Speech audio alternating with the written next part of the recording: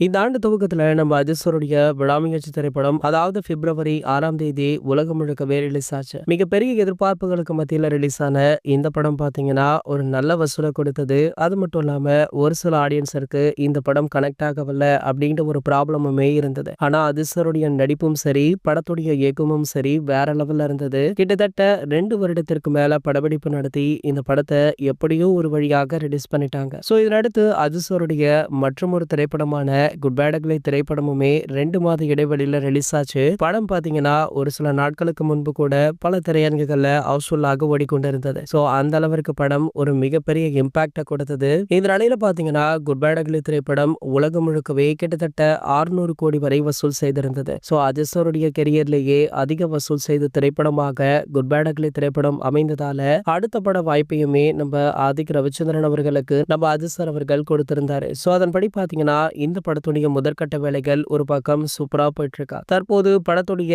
Cost and crew தேர்வு விறுவிறுப்பாக நடந்து வருது. இந்த நிலையில பாத்தீங்கன்னா தற்போது படத்துடைய டைட்டில் தி கேங்ஸ்டர் அப்படின்ற ஒரு டாக் சோஷியல் மீடியாக்கள்ல வைரலா போயிட்டு இருக்கு. கூடிய விரைவிலேயே படத்துடைய ஃபர்ஸ்ட் லுக் செகண்ட் லுக் போஸ்டரை படக்குழு ரிலீஸ் பண்ண இருக்காங்களாம். அத்துடனே சேர்த்து படத்துடைய ரிலீஸ் தேதியுமே அதனை மென்ஷன் பண்ண இருக்காங்க. கிட்டத்தட்ட அடுத்த ஆண்டு சம்மர்ல இந்த படத்தை ரிலீஸ் பண்ண படக்குழு பிளான் போட்டுள்ளதாக செய்திகள் கிடைச்சிருக்கு. இது போன்ற சினிமா செய்திகளை பத்தி நீங்க உடனே தெரிஞ்சுக்க நம்மளுடைய சேனலை மறக்காம சப்ஸ்கிரைப் பண்ணிக்கோங்க.